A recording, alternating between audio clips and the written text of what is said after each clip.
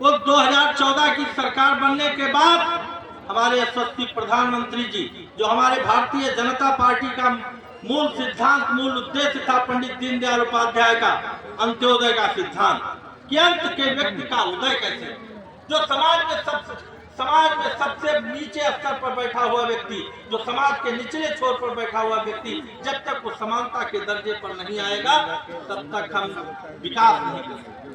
तो निरंतर सन 2014 से 9.5 साल हमारे माननीय प्रधानमंत्री जी को हो गए, उसके अनुरूप उसके कार्यकाल में निरंतर गरीबों को, महिलाओं के उत्थान के लिए काम कर रही है।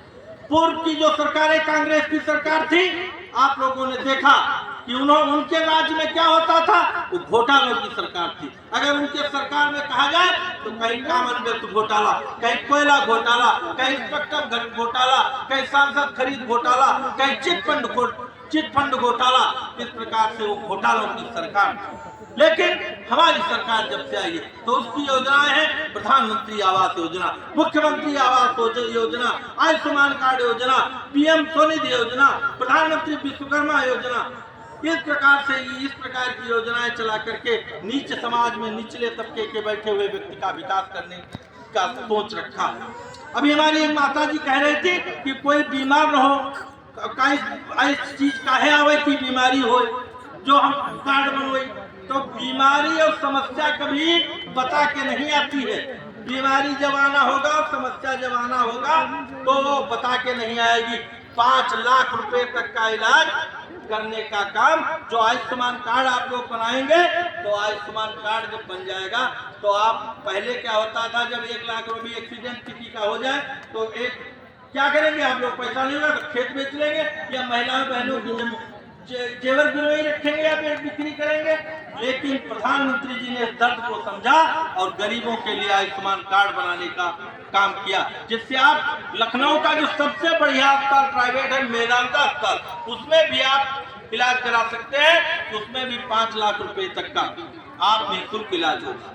प्रधानमंत्री आवास योजना के माध्यम से हमारी सरकार का लक्ष्य है कि कोई भी घर कच्चा नहीं रहेगा, सबको पक्की छत दी जाएगी और सन 2027 तक प्रत्येक गांव में कोई भी ऐसा व्यक्ति नहीं रहेगा कि उसको छत न दी जाए। इसके अलावा आप लोग कहते हैं प्रधानमंत्री जब से बने तो पहले कहते थे, भारतीय जनता पार्टी के लोग जब आएंगे तो कहते थे कि मंदिर वहीं बनाएंगे, तारीख नहीं बताएंगे। आज केंद्र की और प्रदेश की सरकार ने मिलकर के मुस्लिम और हिंदू भाइयों के, दोनों लोगों के सुलह समझौते के आधार पर मंदिर भी बनवाने का काम किया और मस्जिद भी बनवाने का काम किया और हजारों साल से चले आ रहे विवाद को खत्म करने का भी काम हमारी सरकार ने किया। इसके अलावा मुस्लिम बहनें, जब हमारे हिंदू धर्म में जब विवाह होता है तो कहते हैं विवाह होने के बाद जब मृत्यु होगी तभी उसका वो निकाली जाएगी। लेकिन हमारी मुस्लिम बहनों को तलाक के माध्यम से जब चाहे तब तलाक दे दिया जाता था। लेकिन हमारे प्रधानमंत्री, जो मुस्लिम बहनों का एक भाई बैठा है, उसने उसका दर्द समझा और 3 तलाक योजना लागू करके अगर आज कोई भी हमारी बहन की तरफ इस प्रकार का कोई कुत्सित कार्य करता है तो उसके लिए हमारा कानून सख्त है और सीधे जेल का दरवाजा उनके लिए खुला हुआ है। हमारे प्रधानमंत्री जी ने कश्मीर की समस्या थी, जो धारा 370, जिसे हमारे पहले प्रधानमंत्री के द्वारा कुछ समस्याओं के कारण से धारा 370 विशेष दर्जा दिया गया था। उस देश के अंदर 2 प्रधान, 2 निशान चलते थे। हमारे जनसंघ के संस्थापक डॉक्टर श्यामा प्रसाद मुखर्जी, जो उन्होंने नारा दिया था, एक देश के अंदर 2 निशान 2 विधान नहीं चलेंगे, और उनके नारे को पूरा करते हुए हमारे प्रधानमंत्री माननीय नरेंद्र मोदी और गृह मंत्री अमित शाह जी के कुशल नेतृत्व में उस समस्या को भी खत्म करने का काम किया।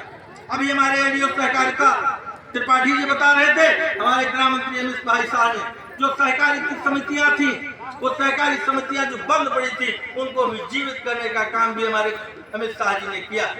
और जो भी विपक्ष के लोग हैं, चाहे वो जिस पार्टी के हों, उनकी राज में धर्म मजहब के आधार पे काम होते थे, लेकिन हमारी सरकार धर्म और मजहब और जात के नाम पर सबसे ज्यादा आवास अगर किसी को मिले तो मुस्लिम भाइयों को मिले हैं। लेकिन पहले की सरकारें थी वो मुस्लिम और हिंदू का भेद कराकर लड़ाई लड़वा करके भारतीय जनता पार्टी के खिलाफ उगला करती थी, लेकिन हमारी भारतीय जनता पार्टी की सरकार ने कहीं पर भेद नहीं किया, चाहे वो जिस क्षेत्र में हो।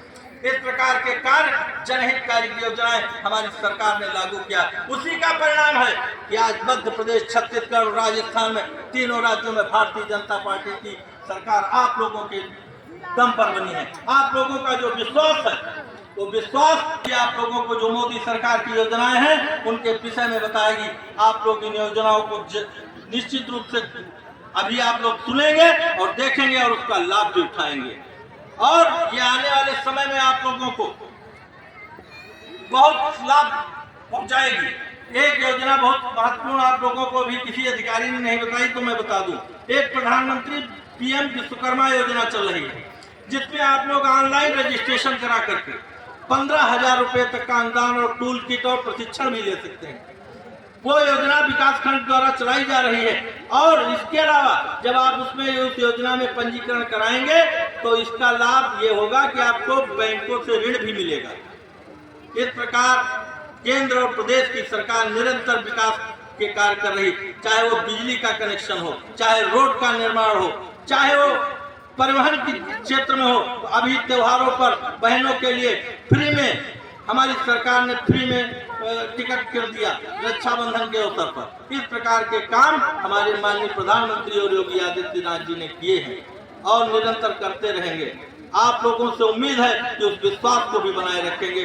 मैं बहुत अधिक न कहते हुए मैं अपनी बात समाप्त करता हूँ। बोले एक बार भारत माता की, भारत माता की जय हिंद, जय भारत।